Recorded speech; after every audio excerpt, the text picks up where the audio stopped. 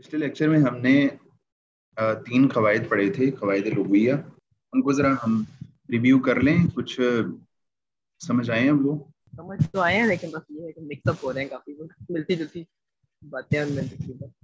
हाँ, ये होगा या मतलब ये ना ऐसे हैं कवायद के, इनमें ना चीज़ें काफ़ी सारी ऐसी हैं जो मिक्सअप होती हैं, मिलती जुलती हैं। आज का भी जो है ना कायदा, आज का कायदा भी ऐसा है कि थोड़ा सा मुश्किल है, लेकिन आपकी तवज्जो की ज़रूरत है। अगर आपकी तवज्जो हुई तो जो है ना चीज़ों को समझना काफ़ी आसान हो जाएगा। तवज्जो बहुत ज़रूरी है आज के लेक्चर में।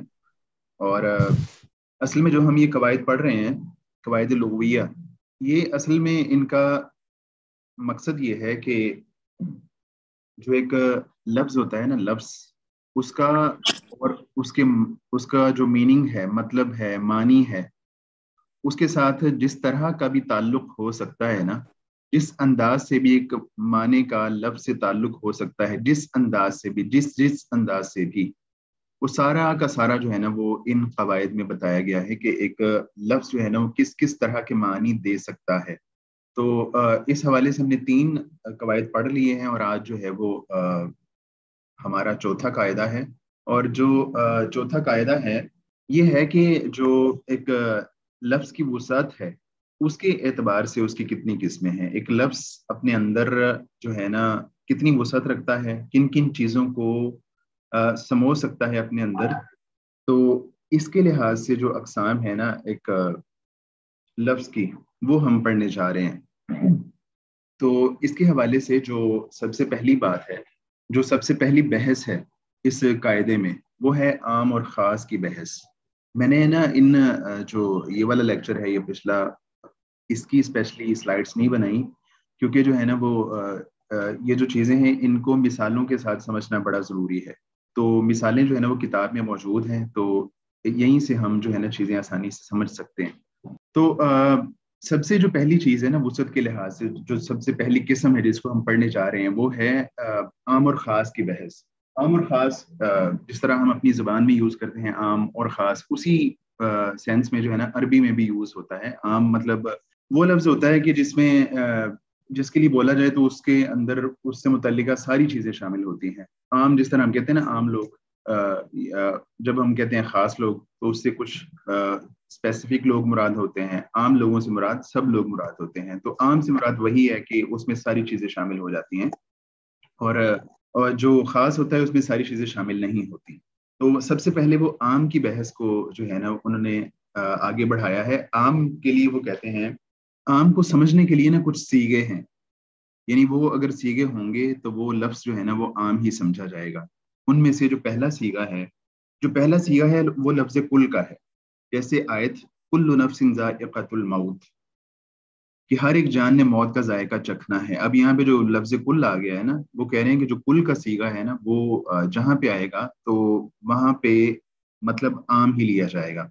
और अल्लाह के रसूल का इरशाद है कि कुल्लुकुम राइम व कुल्लुकुम मसऊलुन अन रइयती, तुम में से हर एक जो है वो राई है और उससे अपनी राइयत के बारे में पूछा जाएगा। यानी तुम में से हर एक निगहबान है, और जो लोग उसके तहत आते हैं, उसके ज़िम्मे में हैं, उनसे मुताल्लिक उनसे सवाल होगा। तो यहाँ पे भी कुल्लुकुम जो है ना, कुल, ये सीगा ऐसा है कि जो आम के लिए इस्तेमाल होता है। तो इसलिए कुल्लुकुम से मुराद होगा कि सारे के सारे, उसमें से कोई बंदा ऐसा नहीं होगा कि जो उस वहां से निकल सके। तो इसी तरह वो कह रहे हैं कि एक लफ्ज़ जमा भी है, जैसे हुवल्लज़ी खलक़ लकुम मा फिल अर्ज़ि जमिया, उसी ने तुम्हारे लिए वो सब कुछ पैदा किया जो ज़मीन में है। जमिया या मतलब ये जो है ना जमा है। तो वो कह रहे हैं कि कुल का लफ्ज़ और जमा का लफ्ज़, ये दोनों लफ्ज़ ऐसे हैं कि ये जहाँ पे आएंगे तो वहाँ पे आम ही, यानी हमें पता चल जाएगा कि यहाँ पे आम मुराद है। तो आम के जो है ना वो बता रहे हैं कि सीगे इतने हैं।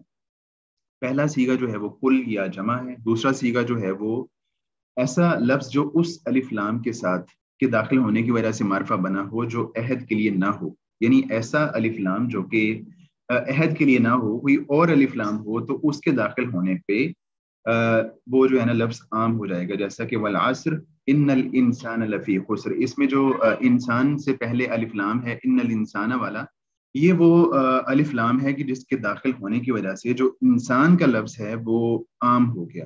یعنی اس سے مراد یہ ہے کہ ہر انسان، اس میں سارے انسان شامل ہیں، اس نے عام کر دیا، کوئی مخصوص انسان اس سے مراد نہیں ہے. کیونکہ یہ والا جو الف لام ہے یہ الف لام عہد کا نہیں ہے، بلکہ وہ استغراق کا الف لام ہے. اسی طرح جو السارق والسارقۃ اس سے پہلے الف لام ہے، یہ بھی جو ہے وہ عہد کا نہیں ہے. تو اس کو بھی جو ہے نا ہم عام ہی سمجھیں گے. سارق سے پہلے جو الف لام آ گیا، تو جو بھی چورنی یہ کام کرے گی، ہر چور ہر چورنی جو بھی یہ کام کرے گا، تو وہ جو ہے اس کے ہاتھ کاٹے جائیں گے. اس کے بعد جو تیسرا صیغہ استعمال ہوتا ہے عام کے لیے، وہ ہے نفی کے سیاق میں نکرہ. یعنی کہ سیاق کہتے ہیں کانٹیکسٹ کو. تو نفی کے جو کانٹیکسٹ میں ایک جو معرفہ کے مقابلے میں نکرہ آ جائے، جیسے کہ فلا رفث ولا فسوق ولا جدال فی الحج. یہاں پہ جو اب لا رفث جو ہے نا یہ نفی ہے، اور اس کے اینڈ پہ جو ہے نا آ گیا ہے، اس کے سیاق میں کانٹیکسٹ میں آ گیا ہے حج. یعنی اللہ تعالیٰ کہہ رہے ہیں کہ تم نے کوئی برا کام، کوئی فسق والا کام، کوئی بد عملی، کوئی جھگڑا نہیں کرنا. کس میں نہیں کرنا؟ فی الحج، حج میں. تو اب حج میں جو ہے نا وہ یہ نفی کے سیاق میں نکرہ ہے. اور اسی وجہ سے اب اس کا مطلب یہ ہوگا کہ جو جتنا بھی حج ہے نا، پورا جو حج ہے، اس سارے حج میں آپ لوگوں نے یہ کام نہیں کرنے. ایسا نہیں ہے کہ جو ہے نا وہ حج کے کسی مخصوص دن کے بارے میں اللہ تعالیٰ نے کہا ہو، یا حج کے کسی عمل کے بارے میں کہا ہو، بلکہ جو ہے نا یہ پورے حج کے بارے میں ہے کہ تم نے پورے حج میں، جب تم نے حج پہ جانا ہے، تم نے جیسے ہی جو ہے وہ حج پہ جانا ہے، تو پورے حج میں یہ کام نہیں کرنے. اس کے بعد جو چوتھا صیغہ استعمال ہوتا ہے وہ ہے اسماء موصولہ کا. اسماء موصولہ شاید آپ نے پڑھا ہو نحو میں، کہ جو ہے نا الذی، اللتی، یہ سارے اللتانی، یہ صیغے اس طرح کے ہوتے ہیں کہ جن کو اسماء موصولہ کہتے ہیں. تو جہاں پہ اسماء موصولہ آ جائیں گے نا، تو وہاں پہ بھی جو ہے نا یہ بھی صیغہ عام کا، اس کو عام میں کر دیں گے. یہ بھی عام کے لیے صیغہ استعمال ہوتا ہے. جس طرح کہ کہا جاتا ہے کہ والذین یرمون المحصنات، جو لوگ پاک دامن عورتوں پر تہمت لگاتے ہیں.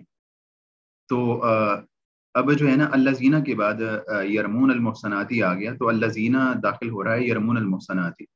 تو اس سے مراد ہے کہ جو لوگ بھی یہ کام کریں گے نا، وہ چاہے مسلمان ہوں، چاہے وہ نان مسلم ہوں، وہ چاہے بڑے ہوں یا چھوٹے ہوں، ان سب پہ جو ہے نا وہ جو لوگ بھی پاک دامن عورتوں پہ تہمت لگائیں گے ان کو سزا دی جائے گی. تو یہاں پہ اسم موصولہ داخل ہو رہا ہے یرمون المحصناتی پہ. تو یہاں سے بھی پتہ چل رہا ہے کہ یہ بھی عام کا صیغہ ہے. اس کے بعد اسماء شرط ہیں. تو یہ بھی وہ اسماء ہیں کہ جو عام کے صیغے ہیں. جیسے کہ کہا جاتا ہے کہ ومن قتل مؤمنا خطأ، اور جس کسی نے کسی مسلمان کو غلطی سے قتل کر ڈالا. تو اب جو ہے نا من داخل ہو رہا ہے قتل پر. اور اسی طرح اگلی آیت میں ہے کہ فقرؤوا ما تیسر من القرآن، قرآن میں سے جو بھی حصہ تمہارے لیے آسان ہو اس کی قرأت کرو. تو ماں جو ہے نا داخل، ماں اس میں شرط ہے، ادھر جو ہے نا من اس میں شرط ہے. تو یہ جس پہ داخل ہو رہے ہیں اس کو عام کے معنی میں کر دیں گے کہ جو بھی تمہارے لیے قرآن میں سے جو بھی تمہارے لیے آسان. اور جو مومن بھی قتل ہوگا تو اس کی جو ہے نا وہ سزا یہ ہوگی کہ قتل کرنے والے کو مارا جائے گا قصاص کے طور پہ. تو یہ بھی اس کو عام کے معنی میں کر رہا ہے. یعنی یہ ساری چیزیں وہ ہم پڑھ رہے ہیں کہ جو ایک لفظ کو عام کے معنی میں لے جاتی ہیں، اس کو خاص نہیں کرتی ہیں، اسپیسیفک نہیں کرتی ہیں. اس کے بعد ایک لفظ ہے اس میں، ایک صیغہ ہے اس میں جنس، جو معرفہ کی طرف مضاف ہو. جیسے یوصیکم اللہ فی اولادکم، اللہ تمہیں تمہاری اولاد کے بارے میں ہدایت کرتا ہے، یعنی تمہارے سب ہی بیٹوں کے بارے میں. یعنی کہ اب یہاں پہ اس میں جنس جو ہے نا وہ اولادکم ہے. تو یہ جو ہے نا مضاف ہو رہا ہے یوصیکم اللہ کی طرف. تو اولادکم، جب اللہ نے یہ کہا کہ اللہ تعالیٰ تمہاری اولاد کے بارے میں یہ وصیت کرتا ہے، تو اس کا مطلب یہ ہے کہ اللہ تعالیٰ اولاد میں سے کسی مخصوص اولاد کے بارے میں، کسی مخصوص بیٹے یا بیٹی کے بارے میں نہیں کہتا، بلکہ اللہ تعالیٰ تمہاری ساری اولاد کے بارے میں تمہیں وصیت کرتا ہے. تو اس میں جنس جہاں پہ جو آ جائے جو معرفہ کی طرف مضاف ہو تو بھی جو ہے نا وہ یہ سیغہ بھی عام کے لیے استعمال ہوگا، خاص کے لیے یوز نہیں ہوگا۔ تو یہاں پہ آگے وہ کہہ رہے ہیں کہ ان میں سے ہر لفظ یہ بتاتا ہے کہ وہ اپنے اندر اپنے تمام افراد کو لیے ہوئے ہے جو اس کے لغوی ساخت کے مطابق اس کے تحت آ سکتے ہیں۔ یعنی جو ایک لفظ بولا جا رہا ہے تو اس کے تحت آنے والے جتنے بھی افراد ہیں نا وہ سب کو اپنے اندر سمو رہا ہے۔ ایسا نہیں ہے کہ وہ کسی فرد کو یا افراد کو خاص کر رہا ہو یا اسپیسیفک کر رہا ہو۔ تو یہ 6 چیزیں ایسی ہیں کہ جو عام کے سیغے کے طور پہ استعمال ہوتی ہیں۔ جی کوئی پوچھنا چاہ رہی ہیں عریشہ؟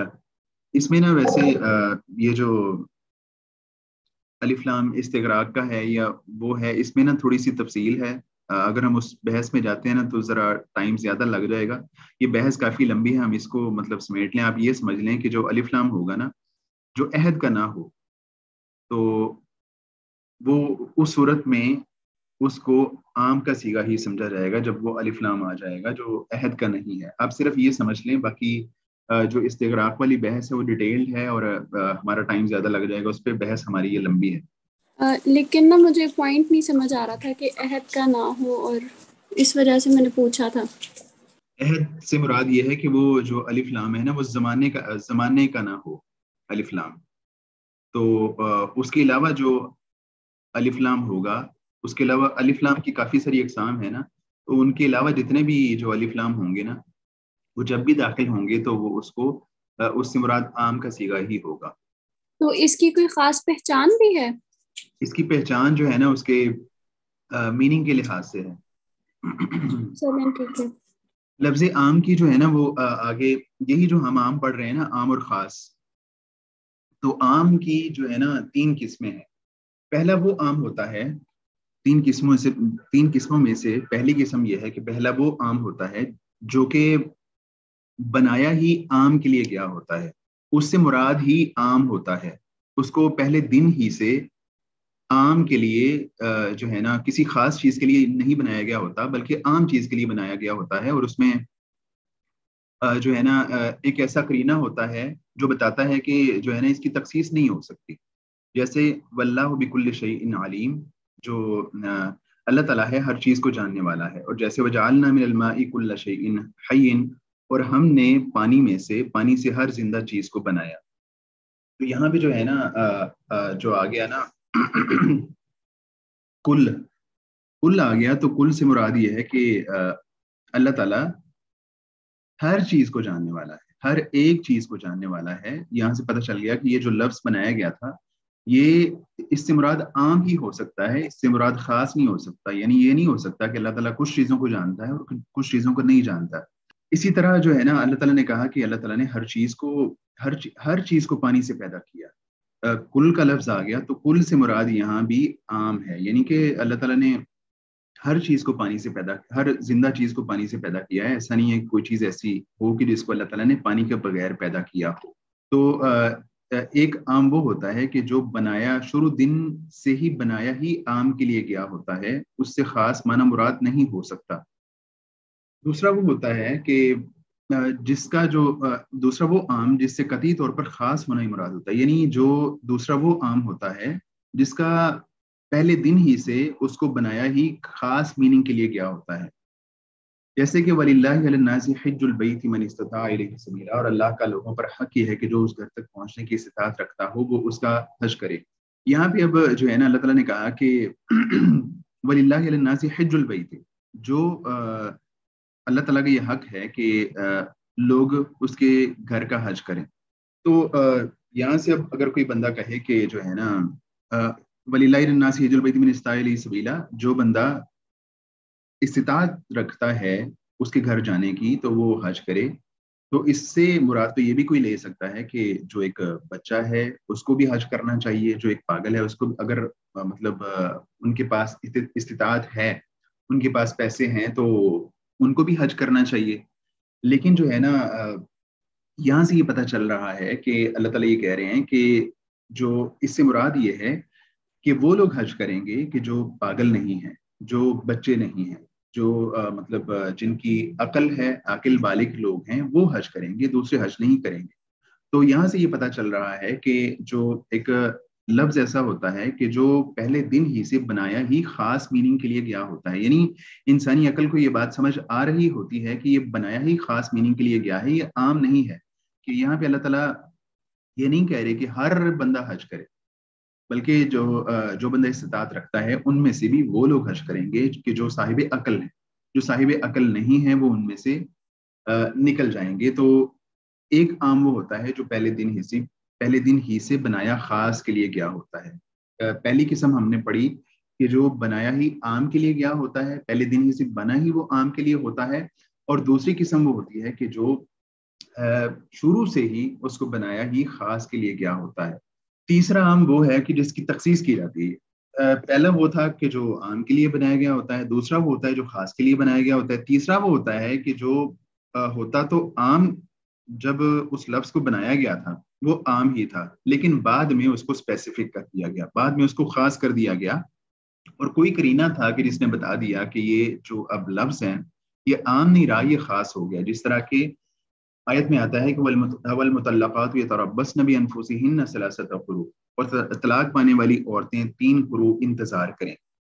اب یہاں پہ اللہ تعالیٰ کہہ رہے ہیں کہ جن کو طلاق ہو گئی ہے, ڈیورسڈ خواتین ہیں, وہ 3 جو ہے وہ قروء انتظار کریں گے. ٹھیک ہے, وہ قروء سے کیا مراد ہے اس کو ہم اس ٹائم پہ چھوڑ دیتے ہیں. وہ 3 قروء انتظار کریں گی. جو بھی یہاں پہ اللہ تعالیٰ کہہ رہے ہیں کہ جو بھی عورتیں جن کو طلاق ہو جائے گی وہ 3 قروء انتظار کریں گی, یعنی ان کی عدت 3 قروء ہوگی. لیکن کچھ خواتین ایسی ہیں جن کو طلاق ہوتی ہے لیکن ان کی عدت 3 قروء نہیں ہے. مثال کے طور پہ ایسی خواتین ہیں جن کا نکاح ہوا اور کوئی ریلیشن شپ نہیں بنا, تو ان کی عدت جو ہے وہ 3 قروء نہیں ہوتی, یا 3 حیض یا 3 طہر نہیں ہوتی. ان کی عدت جو ہے وہ اس سے مختلف ہے. تو یہ جو الفاظ تھے یہ عام تھے, لیکن بعد میں ان کو خاص کر دیا گیا. یعنی یہ والی جو اس میں ایسی چیز آ گئی کہ جس نے اس عام کو خاص کر دیا. یعنی کہ یہ والی جو طلاق یافتہ خواتین سے متعلق بات ہے تو یہ سب کے لیے نہیں ہے, ساری طلاق یافتہ خواتین کے لیے نہیں ہے, بلکہ کچھ طلاق یافتہ خواتین یہاں سے نکل گئیں. تو پہلے ایک لفظ عام تھا لیکن بعد میں اس کو خاص کر دیا گیا. ٹھیک ہے جی, سمجھ آ گئی ہے بات کی. اس کے بعد جو ہے عام ہم نے دیکھ لیا, اس کے بعد آتا ہے خاص. خاص سے مراد وہ لفظ ہے جو ایک معلوم و متعین فرد یا چند معلوم و متعین افراد پر دلالت کرتے ہیں. جس طرح ہم نے پڑھ لیا کہ خاص کیا ہوتا ہے, جو ایک چند مخصوص افراد پہ دلالت کرتا ہے یا زیادہ مخصوص افراد پہ دلالت کرتا ہے. تو تخصیص یا تو عام سے متصل کسی چیز سے ہوتی ہے یا اس سے منفصل. جب ایک عام کی تخصیص کی جاتی ہے تو کیا ہوتا ہے کہ جس چیز سے تخصیص کی جا رہی ہے, جس چیز سے اس کو خاص بنایا جا رہا ہے, وہ کئی دفعہ اس کے ساتھ وہ چیز ملی ہوئی ہوتی ہے, اور کئی دفعہ یوں ہوتا ہے کہ وہ چیز اس کے ساتھ ملی ہوئی نہیں ہوتی بلکہ اس سے الگ کہیں اور جگہ پڑی ہوئی ہوتی ہے. ہم مثالیں آگے پڑھتے ہیں, آپ کو بات سمجھ آ جائے گی. تو وہ کہتے ہیں کہ تخصیص یا تو عام سے متصل کسی چیز سے ہوتی ہے یا اس سے منفصل یعنی الگ ہوتی ہے. جو متصل ہے نا, ایسی تخصیص جو کہ متصل ہوتی ہے, یعنی ایک چیز کے ساتھ ہی ایک عام چیز تھی لیکن ساتھ ہی کوئی ایسی چیز تھی جس نے اس کو خاص بنا دیا, ملی ہوئی چیز تھی, تو اس کی جو ہے نا آگے 5 صورتیں ہیں یا 5 قسمیں ہیں یا 5 طرح سے اس کو خاص کیا جاتا ہے. پہلی اس میں قسم ہے استثناء یعنی کہ ایکسیپشن. جیسے اللہ تعالیٰ کہتے ہیں کہ والذین یرمون المحصنات.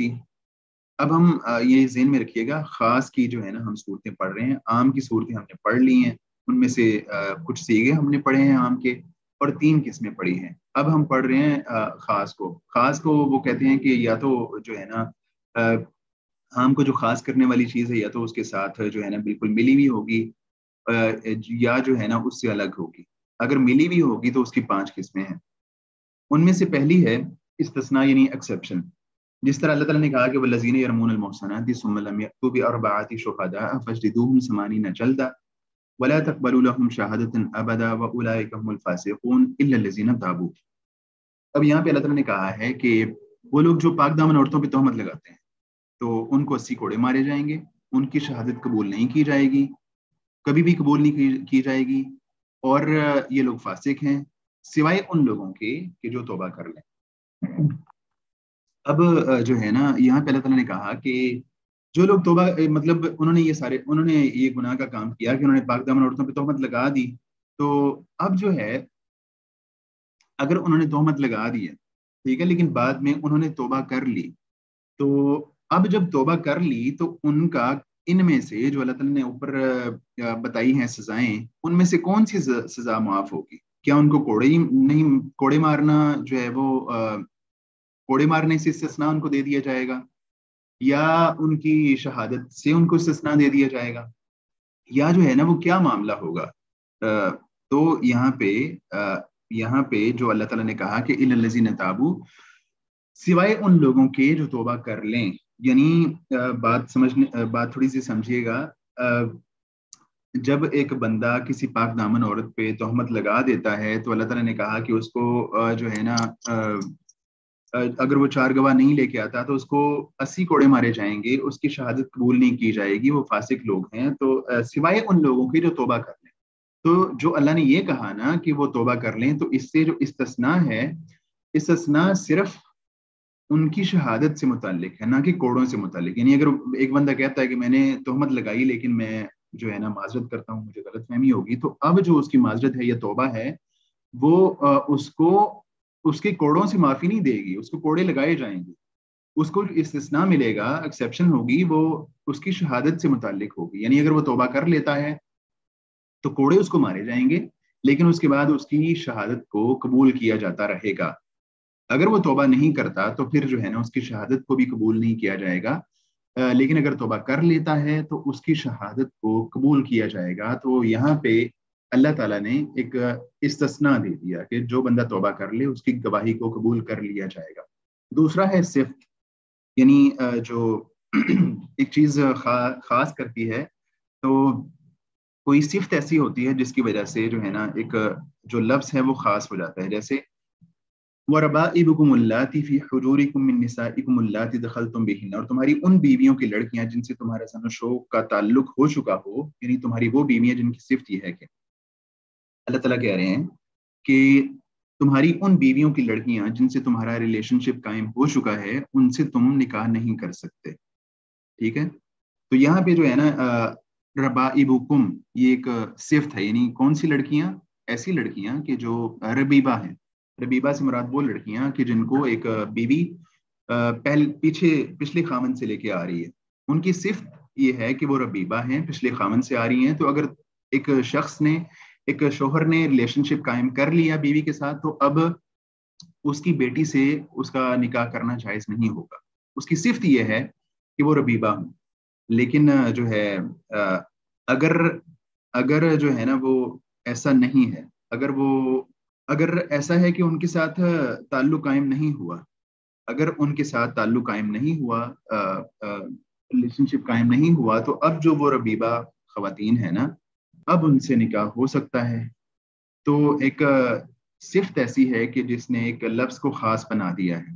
جب وہ صفت نہیں ہوگی تو اب جو ہے نا وہ مطلب بھی نہیں رہے گا، یعنی وہ جو ریلیشن شپ ہے اگر وہ قائم ہوا تھا تو نکاح کرنا حرام تھا، اگر وہ نہیں ہوا تو اب نکاح کرنا جائز ہو جائے گا۔ اس کے بعد جو تیسری ہے وہ ہے غایت، یعنی حد۔ جس طرح کہ اللہ تعالیٰ فرماتے ہیں وَلَا تَحْلِقُوا رُؤُوسَكُمْ حَتَّى يَبْلُغَ الْهَدْيُ مَحِلَّهُ، اور اپنے سر نہ مونڈو جب تک قربانی اپنی جگہ نہ پہنچ جائے۔ تو یہاں پہ اللہ تعالیٰ نے ایک حد بتائی ہے، ایک غایت بتائی ہے۔ حد یہ ہے کہ جب قربانی جو ہے نا، قربانی حج کے موقع پہ اس زمانے میں ہوتا یہ تھا کہ جب حجاج حج کے لیے جاتے تھے تو اپنے ساتھ وہ قربانیاں لے کے جاتے تھے، تو کئی دفعہ قربانی کا جانور جو ہے وہ لیٹ پہنچتا تھا، وہ پہلے پہنچ گئے، تو یہ ہوتا تھا کہ سم ٹائم وہ کچھ حج کے ارکان ہیں ان کو ادا کر لیتے تھے، تو ایسا ہوتا تھا کہ کئی دفعہ قربانی نہیں ہے۔ تو اللہ تعالیٰ نے کہا کہ جو ہے نا جب تک تمہاری قربانی نہیں ہوگی تب تک تم اپنے سروں کو نہیں منڈوا سکتے ہو، حلق نہیں کروا سکتے ہو۔ جب تمہاری قربانی ہو جائے گی تو اس کے بعد تم نے جو ہے نا وہ سر منڈوانا ہے۔ یعنی یہاں پہ اللہ تعالیٰ نے ایک حد بتا دی ہے، ایک غایت بتا دی ہے، ایک چیز کی حد بتائی ہے کہ اس کی حد یہ ہے کہ جب وہ قربانی ہوگی تو تمہارا سر منڈنا جائز ہوگا، اس سے پہلے جو ہے نا سر منڈانا وہ صحیح نہیں ہوگا۔ یہاں سر منڈانے کا حکم عام ہے جس کی ایک غائط کے ذریعے تخصیص کر دی گئی، اور وہ یہ کہ قربانی اپنی جگہ پر پہنچ جائے۔ سر منڈوانا یہ عام تھا، ٹھیک ہے، لیکن اس کی غائط یہ بتائی اور اس کی تخصیص اس طرح سے کی کہ جب وہ قربانی اپنی جگہ پر پہنچ جائے یا قربانی کر لی جائے، جب وہ قربانی کر لی جائے گی تو اس کے بعد سر منڈوانا جائز ہوگا۔ اور جو ہے نا اللہ تعالیٰ نے قربانی کا جو ایک شرط لگا کے غائط لگا کے ایک عام لفظ کو ایک خاص مطلب دے دیا ہے، خاص اس کا جو ہے نا وہ میننگ ہو گیا ہے۔ یعنی جو چیزیں ایک عام کو خاص کرتی ہیں نا، ان میں سے ایک چیز استثناء ہے، ایک چیز صفت ہے، اور ایک چیز غایت ہے۔ اگر مطلب یہ نہ ہوتا کہ اگر اللہ تعالیٰ نے یہ نہ کہا ہوتا کہ قربانی اپنی جگہ پر پہنچ جائے تو پھر سر منڈوانا وہ عام ہی رہتا، وہ جس ٹائم مرضی سر منڈوایا جا سکتا تھا، لیکن اللہ تعالیٰ نے ایک قاعدہ لگا دی ہے کہ اس ٹائم پہ تم نے سر منڈوانا ہے، ورنہ نہیں منڈوانا جب تک قربانی اپنی جگہ پہ نہ پہنچ جائے۔ چوتھی چیز جو ہے جو ایک عام کو خاص کر دیتی ہے وہ ہے شرط، جیسے کتب علیکم اذا حضر احدکم الموت ان ترک خیرا الوصیہ۔ جب اللہ تعالیٰ کہہ رہے ہیں کہ جب تمہیں موت کا اندیشہ محسوس ہو تو بہتر یہ ہے کہ اگر تم نے مال چھوڑا ہو نا تو تم وصیت کرو۔ تو یہاں پہ اللہ تعالیٰ نے یہ شرط لگائی ہے کہ اگر تم نے مال چھوڑا ہو، اگر ایک بندے نے مال ہی نہیں چھوڑا، اس کے پاس مال ہے ہی نہیں، تو پھر وہ وصیت کیسے کر سکتا ہے؟ ان طرح کا خیرن جو اللہ تعالیٰ نے شرط لگائی ہے نا، ان طرح کا خیرن، اگر وہ اس نے کوئی اچھا مال چھوڑا ہے، کوئی چیز چھوڑی ہے، تو جو ہے نا وہ وصیت کرے۔ اگر اس کے پاس بیچارے کے پاس کچھ نہیں ہے وصیت کرنے کو، کنگال ہے، اس کے پاس مال نہیں ہے، پیسہ نہیں ہے، کچھ بھی نہیں ہے، تو وہ وصیت کیا کرے گا؟ تو اللہ تعالیٰ نے یہاں پہ شرط لگائی ہے کہ اگر وہ اس نے مال چھوڑا ہے تو وہ اس کی جو ہے نا وہ وصیت کرے۔ کل کا بدل باز، جیسے ایک کل تھا لیکن اس کا ایک بدل آ گیا باز کی صورت میں، جس طرح کہ اللہ تعالیٰ نے کہا کہ وَلِلَّهِ عَلَى النَّاسِ حِجُّ الْبَيْتِ مَنِ اسْتَطَاعَ إِلَيْهِ سَبِيلًا، اور یہ اللہ کا لوگوں پر حق ہے کہ جو اس گھر تک پہنچنے کی استطاعت رکھتا ہو وہ اس کا حج کرے۔ تو اب یہاں پہ جو ہے نا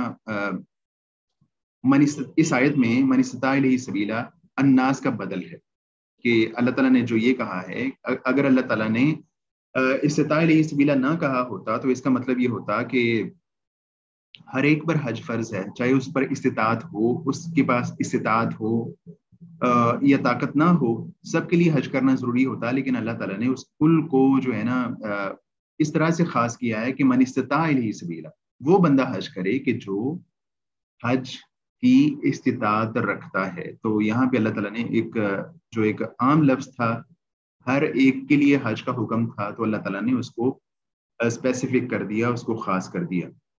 تو یہ جو ہم نے چیزیں پڑھی ہیں، 5 چیزیں پڑھی ہیں، یہ وہ چیزیں ہیں کہ جو متصل ہوتی ہیں، ایسا عام کہ جس کے بعد کوئی ایسا لفظ آ گیا، ایسی صفت آ گئی، ایسی شرط آ گئی، ایسی چیز آ گئی جس نے اس عام کو خاص کر دیا، اور یہ خاص ایسی جگہ پہ تھا کہ عام اور خاص متصل تھے، ایک ہی جگہ پہ۔ ہم نے جو پڑھا ہے، جو بھی مثالیں پڑھی ہیں، وہ ایک ہی آیت میں اللہ تعالیٰ نے ایک چیز کو خاص کر دیا ہے، ایک عام کو خاص کر دیا۔ ایسا نہیں ہے کہ ایک عام ایک آیت میں تھا تو اللہ تعالیٰ نے کسی دوسری آیت میں جا کے اس کو خاص کیا ہے، بلکہ اللہ تعالیٰ نے اسی آیت میں ہی اس عام کو خاص کر دیا ہے۔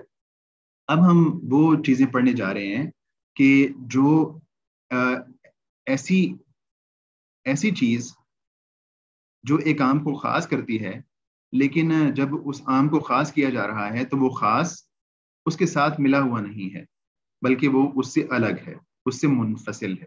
تو وہ جو خاص کیا جاتا ہے کسی چیز کو، عام کو خاص کیا جاتا ہے، تو سم ٹائمز وہ آیت کے ساتھ کیا جاتا ہے، کئی دفعہ وہ حدیث کے ذریعے کیا جاتا ہے، کئی دفعہ وہ اجماع کے ذریعے کیا جاتا ہے، اور کئی دفعہ قیاس کے ذریعے کیا جاتا ہے۔ یہ ساری چیزیں ایسی ہیں کہ جو اس سے متصل نہیں ہوں گی، منفصل ہوں گی۔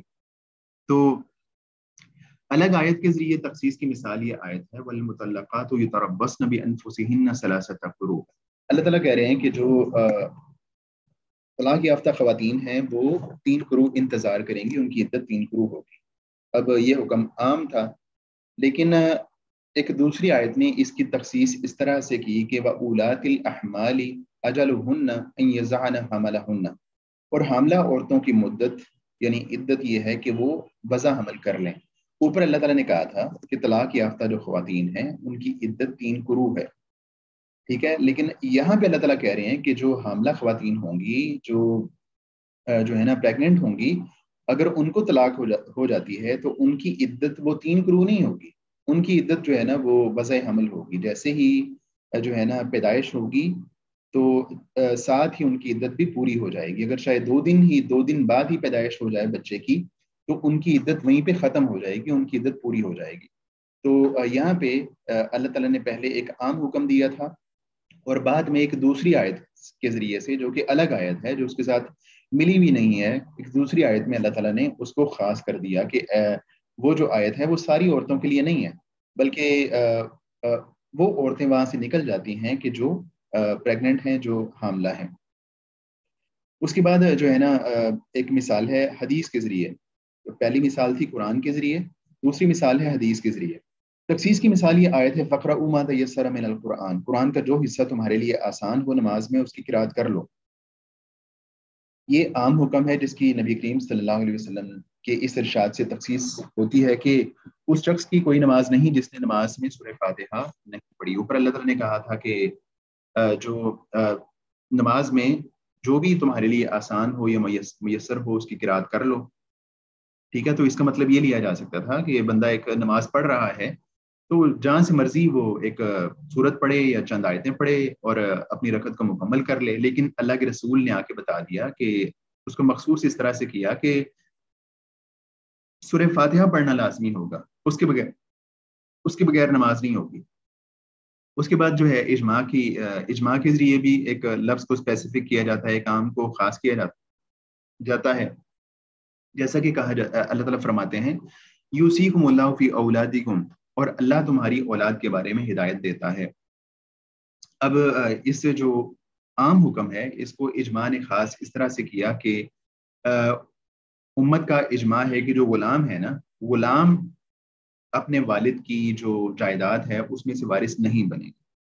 وہ وارث اس لیے نہیں بنیں گے کہ اگر ایک مثال کے طور پہ ایک شخص تھا اور اس کا بچہ وہ غلامی میں چلا گیا، کسی وجہ سے غلام بن گیا، تو اب جو ہے وہ اس کی جائیداد کا وارث اس لیے نہیں بنے گا کہ اگر وہ جائیداد میں سے حصہ لیتا ہے تو غلام کے پاس جو بھی مال آئے گا وہ اس کے مالک کا ہوگا، اس کے آقا کا ہوگا. تو جو بھی مال اس کے پاس آئے گا وہ تو اس کے مالک کو مل جائے گا. تو اس اعتبار سے امت کا اجماع ہے کہ جو غلام ہے، آیت میں یہ آیا کہ یوصیکم اللہ فی اولادکم للذکر مثل حظ الانثیین، اللہ تعالیٰ یہ حکم دیتا ہے کہ تمہاری اولاد میں سے جو تمہارے میلز ہیں ان کو ڈبل حصہ ملے گا فیمیل سے. لیکن امت کے اجماع نے اس بات کو خاص کر دیا کہ وہ جو اگر بچہ بیٹا ہے بھی تو اس کو ڈبل حصہ نہیں ملے گا، بلکہ اس کو کچھ نہیں ملے گا اگر وہ غلام ہے. تو انہوں نے جو ہے نا اجماع نے اس کو خاص کر دیا. قیاس کے ذریعے تخصیص کی مثال قرآن کے ذریعے ہو گئی، حدیث کے ذریعے ہو گئی اور جو ہے نا اجماع کے ذریعے ہو گئی تخصیص کی مثال. اب قیاس کے ذریعے تخصیص کی مثال یہ ہے کہ الزانیۃ والزانی فاجلدوا کل واحد منہما 100 جلدہ، زانی عورت اور زانی مرد میں سے ہر ایک کو 100 کوڑے لگاؤ. اس میں لونڈی پر غلام کو قیاس کرتے ہوئے اس کی تخصیص کر دی گئی ہے، اس لیے اسے 50 کوڑے ہی لگائے جائیں گے. کہ لونڈی کے بارے میں اللہ تعالیٰ نے کہا تھا کہ لونڈی کی جو سزا ہے وہ ایک آزاد کے مقابلے میں ہاف ہوگی. یعنی اگر ایک آزاد کو 100 کوڑے مارے جاتے ہیں زنا کی صورت میں، تو لونڈی کو ہاف یعنی 50 کوڑے مارے جائیں گے. غلام کا تذکرہ اللہ تعالیٰ نے قرآن میں نہیں کیا تھا، تو جو ہے نا اس غلام کو لونڈی پر قیاس کیا گیا ہے کہ اللہ تعالیٰ نے لونڈی کے بارے میں کہا کہ اس کو ہاف سزا دی جائے گی، 50 کوڑے مارے جائیں گے، تو اسی طرح غلام کو بھی 50 کوڑے مارے جائیں گے. تو قیاس کیا گیا ہے غلام کو لونڈی کے اوپر، اور اس کے لیے بھی جو ہے نا آدھی سزا رکھی گئی ہے آزاد عورتوں سے. تو قرآن کے ذریعے، حدیث کے ذریعے، اجماع کے ذریعے، قیاس کے ذریعے ہم نے پڑھ لیا کہ جو ہے نا اس کو ایک عام کو خاص کیا جاتا ہے. اور یہ وہ مثالیں ہیں کہ جو منفصل ہیں، جو جدا ہیں، جو الگ ہیں، جو ملی بھی نہیں ہیں. اچھا، اس موقع پہ جان لینا ضروری ہے کہ کسی آیت کا سبب نزول اس میں مذکور عام حکم کی تخصیص نہیں کر سکتا، بلکہ اس حکم کا عموم برقرار رہتا ہے. اسی کی تعبیر علماء یوں کرتے ہیں اعتبار لفظ کے عموم کا ہے، نہ کہ اس کے سبب کے خصوص کا. یہ بڑا ایک اہم جملہ ہے. اعتبار جو ہوتا ہے نا، اعتبار لفظ کے عموم کا ہے، نہ کہ اس کے سبب کے خصوص کا.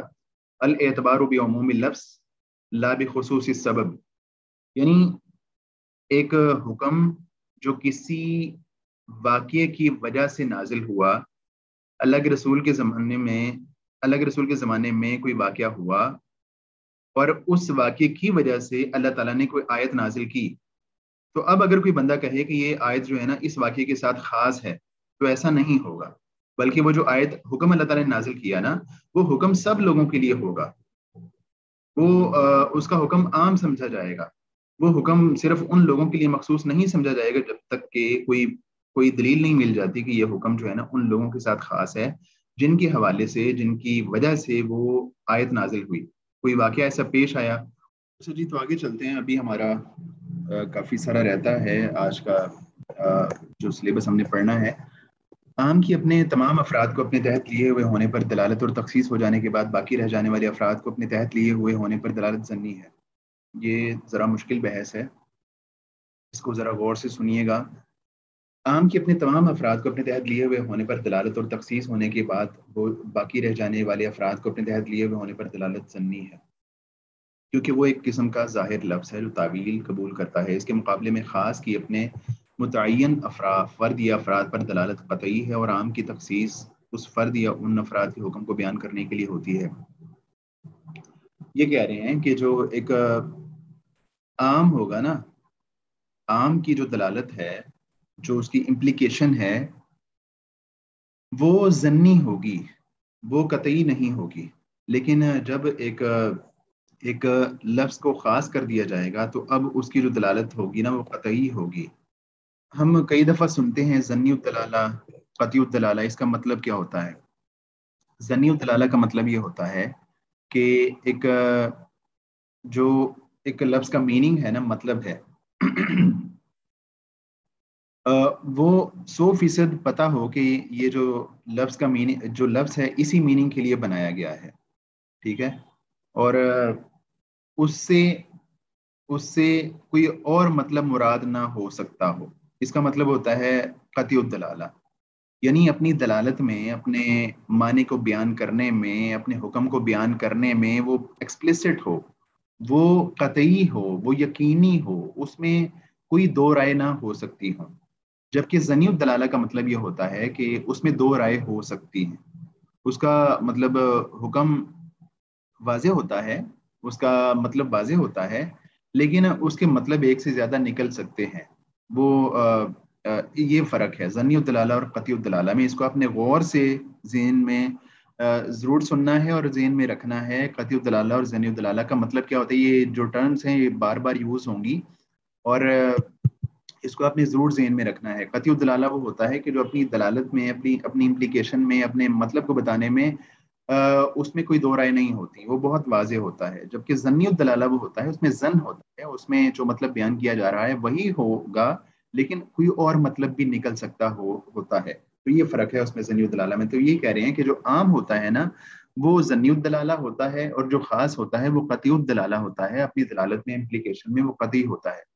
خاص جس سے عام کی تخصیص ہوتی ہے اس کے لیے ضروری نہیں ہے کہ وہ عام سے زمانے میں مقترن یعنی ملا ہوا ہو۔ جب بھی کوئی عام اور اس کے ساتھ خاص پایا جائے گا، اس خاص سے عام کی تخصیص ہو جائے گی، چاہے وقت کے لحاظ سے وہ اس سے پہلے کا ہو یا اس کے ساتھ بعد کا۔ یہ جو کچھ بیان ہوا وہ جمہور علماء کے مسلک کے مطابق تھا۔ حنفیہ کے نزدیک خاص یا مخصص عام سے مستقل الگ ہوتا ہے، متصل نہیں ہوتا۔ یہ بھی ضروری ہے کہ وہ جو ہے نا اچھا آگے تھوڑا سا آگے چلتے ہیں، اس کو پہلے کے چھوڑ دیں، بہت اہم نہیں ہے۔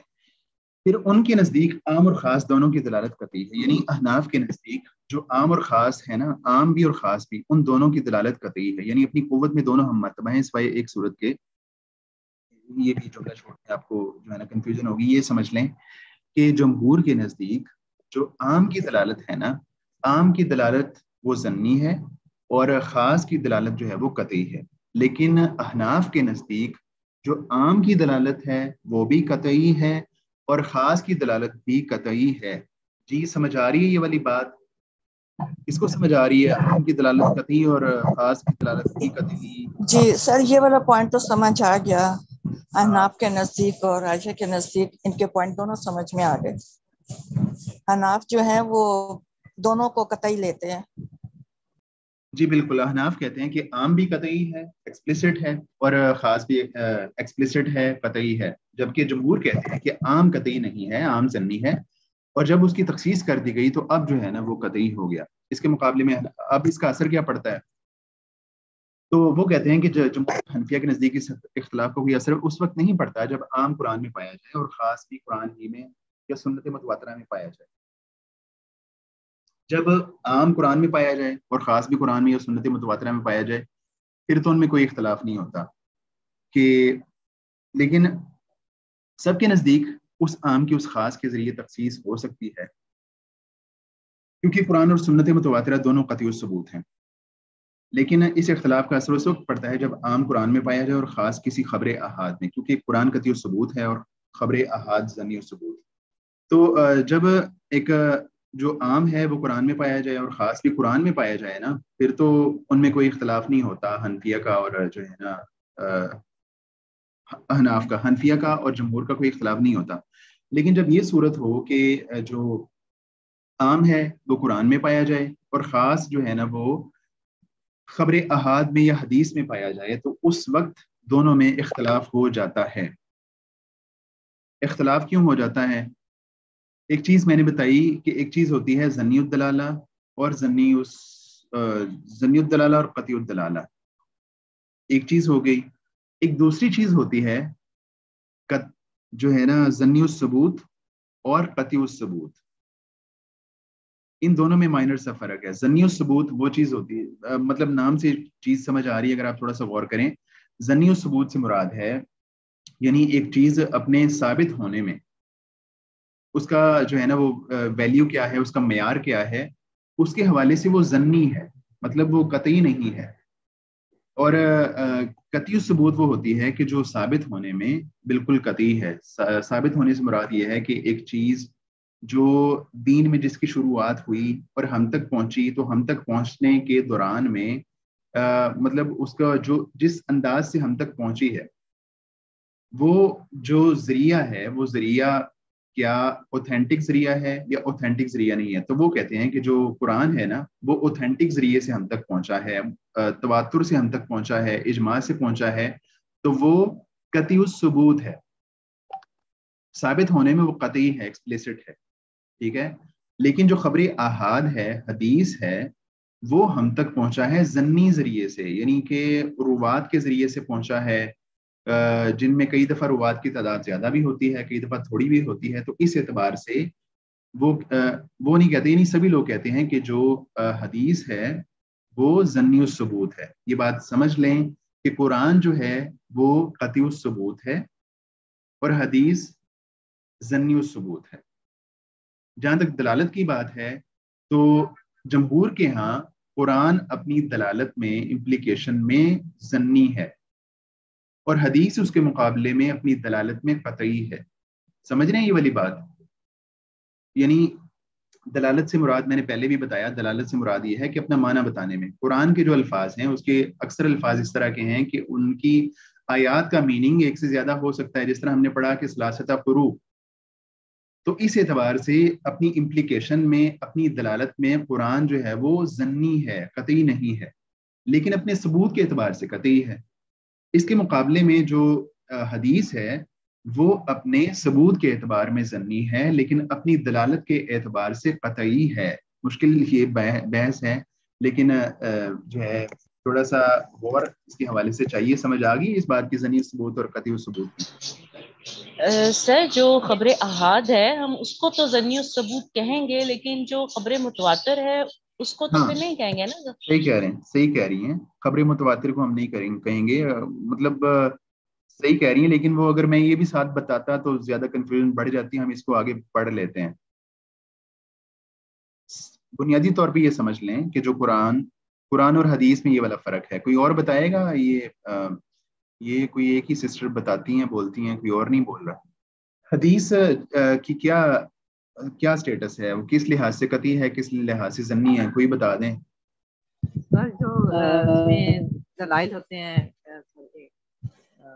جو بھی احکامات ہوتے ہیں جو ظنی، جس کا ہم نماز قائم کرو، جب حدیث میں ہمیں بتا دیا جاتا ہے تو وہ پھر اس کا حکم قطعی ہو جاتا ہے کسی بھی. اچھا کوئی اور بتائے گا؟ سر میں بتاؤں سر، وہ یہ کہ ہے کہ حدیث جو ہے وہ قطعی ثبوت ہے اور دلالت میں وہ دلالت میں بلکہ دلالت میں قطعی ہے اور اپنے جو ہے ثبوت میں وہ ضمنی ہے حدیث، اور اس کے بالکل صحیح ہے، مقابل بالکل قرآن صحیح جو ہے، ہے، جبکہ اس کے مقابلے میں قرآن ہاں جی سر، قرآن جو ہے اپنے جو دلالت میں ہے وہ ضمنی ہے اور ثبوت میں ہے وہ قطعی ہے قرآن۔ صحیح ہے، ٹھیک ہے۔ تو کوئی اور بتائے گا اس کا مطلب کیا ہے؟ ثبوت میں ضمنی ہے، دلالت میں قطعی ہے، مطلب کیا ہے اس کا؟ یہ طوبہ تسنیم بتائیں گی؟ کوئی اور سر میں بتا دوں؟ بتائیں۔ سر دلالت سے مراد یہ ہے کہ اس کے معنی لینے میں، معنی کے اعتبار سے، اور یعنی کہ اس میں معنی جو ہے وہ حدیث کے ذریعے بتایا گیا ہے، یعنی کہ کئی معنی ہو سکتے ہیں، اس کو ہم ڈھونڈنا صحیح ہے، پڑے گا اس کو۔ صحیح ہے، ٹھیک ہے۔ تو اور ثبوت سے مراد یہ ہوتا ہے کہ اس کا ذریعہ اور اس کی سند وغیرہ اس کے ذریعے سے۔ ٹھیک ہے، اچھا۔ تو وہ کہہ رہے ہیں کہ ایسی صورت میں جمہور کا مسلک یہ ہے کہ اگر خبر احاد خاص ہے تو وہ قرآن کی تخصیص کر سکتی ہے، اس لیے قرآن اگرچہ اپنی سند میں قطعی ہے لیکن اپنی دلالت میں ضمنی ہے، اور خبر احاد کا خاص اگرچہ اپنی سند میں ضمنی ہے لیکن اپنی دلالت میں قطعی ہے۔ یہ وہی بات ہے جو ہم نے پڑھی ہے نا ابھی، یہ جو کہہ رہے ہیں نا، قرآن اگرچہ اپنی سند میں قطعی ہے، سند سے مراد ہے ثبوت، قرآن اگرچہ اپنی سند میں قطعی ہے لیکن اپنی دلالت میں ضمنی ہے، یہی بات ہم پڑھ رہے ہیں۔ اور خبر احاد کا خاص اگرچہ اپنی سند میں ضمنی ہے، اپنی ثبوت کے لحاظ سے حدیث ضمنی ہوتی ہے لیکن اپنی دلالت میں قطعی ہوتی ہے۔ تو جو ہے جمہور یہ کہتے ہیں کہ جو خبر واحد ہوگی نا، اس کے ذریعے سے جو قرآن ہوگا جو قطعی ہے، اپنے ثبوت میں قطعی ہے، اس کی تخصیص کی جا سکتی ہے، لیکن جو یعنی میں ذرا مختصراً بتا رہا ہوں یہ مطلب کہ وہ جمہور کہتے ہیں کہ جو خبر واحد ہے اس کے ذریعے سے اس کی تخصیص، یہ بحث ہم نے پڑھی بھی ہے ویسے پیچھے سنت میں ہلکی سی، خبر واحد سے سنت کی اس کی قرآن کی تخصیص ہو سکتی ہے، ٹھیک ہے، لیکن جو احناف ہیں وہ کہتے ہیں کہ جو خبر واحد ہے اس کے ذریعے سے اس کی تخصیص نہیں ہو سکتی قرآن کی۔ حنفیہ کے نزدیک چونکہ عام اور خاص کا قطعیت میں ایک ہی مرتبہ ہے، جیسے کہ ہم اوپر بتا چکے ہیں، اس لیے ان کے نزدیک قرآن کے عام کی کسی خبر احاد کے خاص سے تخصیص نہیں ہو سکتی، کیونکہ قرآن کا عام اپنی دلالت میں قطعی اور خبر احاد اپنی دلالت میں ضمنی ہے، اور قطعی کی ضمنی سے تخصیص نہیں ہو سکتی۔ وہ ہم نے پہلے پڑھا تھا کہ احناف کے ہاں عام اور خاص ہے نا، وہ دونوں ہی قطعی ہوتے ہیں، جبکہ جمہور کے ہاں عام تو جو ہے وہ ضمنی ہوتا ہے لیکن خاص قطعی ہوتا ہے۔ تو حنفیہ کے نزدیک قرآن کے عام کی کسی خبر احاد کے خاص سے تخصیص نہیں ہو سکتی، کیونکہ قرآن کا عام اپنی دلالت میں قطعی ہے اور خبر احاد اپنی دلالت میں ضمنی ہے، ٹھیک ہے۔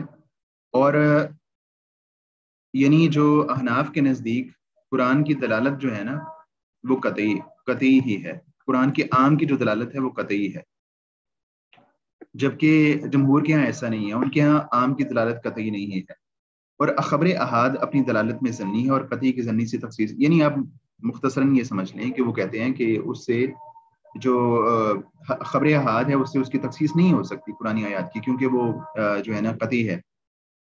اپنے اس اصول کے تحت حنفیہ نے اخبار احاد کی ایک بڑی تعداد کو قرآن کے عام کے خلاف قرار دے کر رد کر دیا، حالانکہ ان میں بہت سی احادیث صحیح بخاری صحیح مسلم میں ہیں، یعنی انہوں نے کہا ایسی احادیث کو رد کر دیا کہ جو قرآن کی کسی آیت کی تخصیص کر رہی تھی، ٹھیک ہے، اور انہوں نے کہا کہ جو ہے چونکہ خبر واحد ہے، حدیث خبر واحد ہے اور وہ ضمنی ہے، تو ضمنی سے قطعی چیز کی جو ہے وہ تخصیص نہیں ہو سکتی۔ لیکن جیسا کہ ہم پہلے بتا چکے ہیں، حنفیہ ہی نے سب سے پہلے اپنے اس اصول کی خلاف ورزی کی، کیونکہ اس کے ساتھ ساتھ انہوں نے بہت سی اخبار احاد سے قرآن کے عام کی تخصیص کی ہے، خود ہی اپنے اصول کو توڑ دیا، خود ہی پہلے کہہ رہے تھے کہ جو ہے نا قرآن کے عام کی تخصیص خبر واحد سے نہیں ہو سکتی، لیکن بعد میں انہوں نے خود ہی قرآن کے کئی عمومات ایسے تھے جن کی تخصیص کر دی۔ تو جو ہے نا یہ بحث یہاں پہ اتنی ہے، ہم اس کو تھوڑا سا تیزی سے آگے چلتے ہیں۔ ان کے عام اور خاص کو قطعی الدلالہ ہونے میں ایک ہی مرتبہ دینے کا نتیجہ یہ بھی ہوا کہ انہوں نے بعض عام حدیث سے بہت سی خاص حدیث کو رد کر دیا ہے، یعنی انہوں نے چونکہ عام کو بھی قطعی الدلالہ کہا اور خاص کو بھی قطعی الدلالہ کہا، عام کو بھی وہی ویٹیج دیا اور خاص کو بھی وہی ویٹیج دیا، تو اس اعتبار سے انہوں نے کیا کیا کہ بہت سی عام احادیث سے خاص احادیث کو رد کر دیا، اس دعوے کے ساتھ کہ وہ زمانے میں ان سے متاخر ہیں، یعنی یہ کہہ کے کہ جو عام والی حدیث ہے نا وہ بعد میں اس کا زمانہ بعد کا ہے، تو اس اعتبار سے انہوں نے خاص چیز کو رد کر دیا۔ خیر جو ہے نا یہ اتنی بحث ہے، اس کو ہم سنت کے چیپٹر میں بھی پڑھ چکے ہیں، وہ یہی ہے کہ احناف جو ہے وہ اس کے جو عام ہے نا، عام کو بھی قطعی الدلالہ کہتے ہیں اور خاص کو بھی قطعی الدلالہ کہتے ہیں، جبکہ جمہور جو ہیں وہ عام کو ظنی الدلالہ کہتے ہیں اور خاص کو جو ہے نا قطعی الدلالہ کہتے ہیں۔ اب اس اختلاف کا اثر وہاں پہ پڑتا ہے جہاں پہ ایک حدیث جو ہے ایک قرآن کے عام کو خاص کر رہی ہوتی ہے، تو احناف کا جہاں پہ دل کیا ہے انہوں نے یہ کیا ہے، جہاں پہ دل کیا وہاں پہ انہوں نے اس تخصیص کو قبول کر لیا، اور جہاں پہ ان کو مطلب صحیح نہیں لگا وہاں پہ انہوں نے اس کو چھوڑ دیا اور یہ کہہ دیا کہ اس ضنی چیز سے قطعی چیز کی تخصیص نہیں کی جا سکتی۔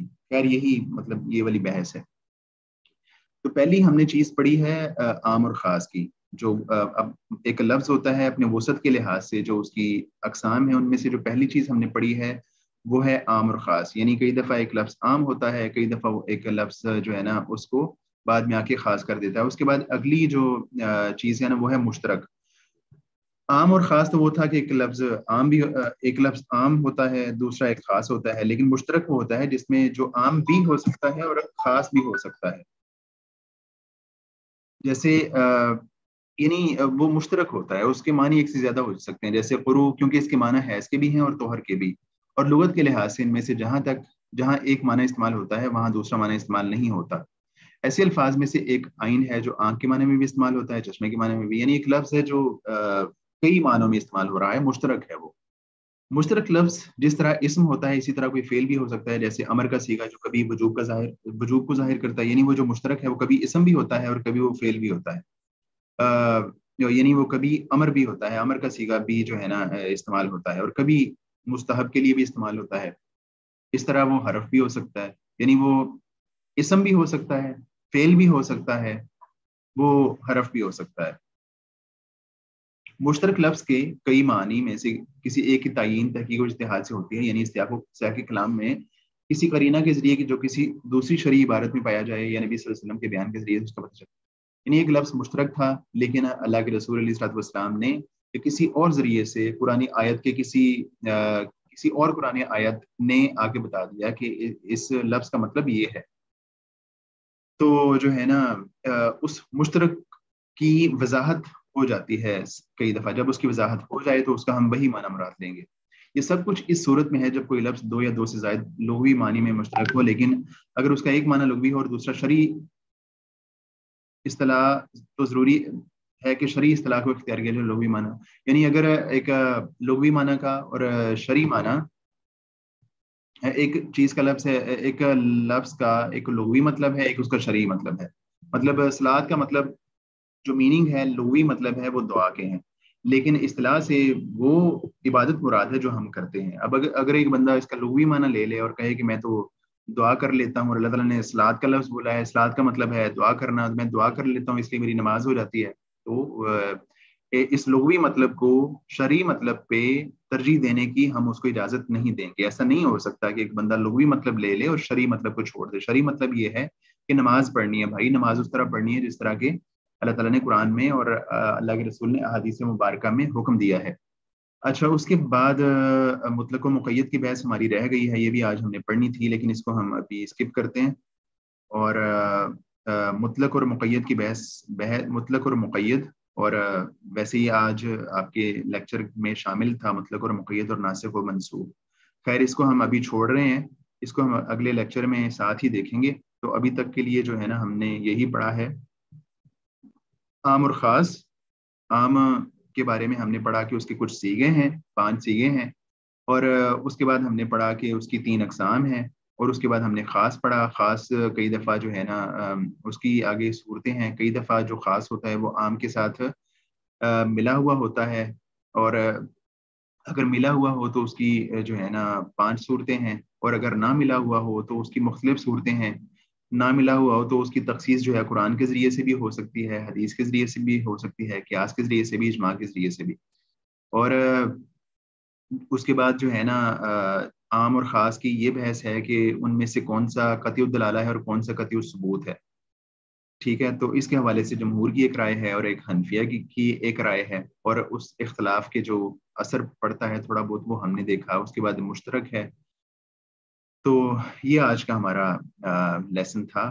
اس کو آپ ذرا مشکل ہے یہ واقعتاً میرا خیال ہے مشکل ہے. اس کو آپ نے اچھی طرح سے دیکھنا ہے، اس کو ریپیٹ کیجیے گا. اور میرا خیال ہے کہ اس کے بعد آپ کا کوئز بھی ہوگا. تو اگر ہے کوئز تو اس میں جو ہے نا وہ میرا خیال ہے ہم نے پڑھی ہیں دلالت کی اقسام پڑھی، اس کی جو لفظ کی میننگ ہے، فوائد اللغویہ وہ ہم نے پڑھے ہیں، اور سنت کی بحث ہم نے پڑھی ہے، وہ شامل ہوگی. اگر کوئز ہے تو میں دیکھ لیتا ہوں شیڈول. تو ٹھیک ہے، یہ یہیں پہ ہم پھر اپنی کلاس ختم کرتے ہیں. وآخر دعوانا ان الحمد للہ رب العالمین.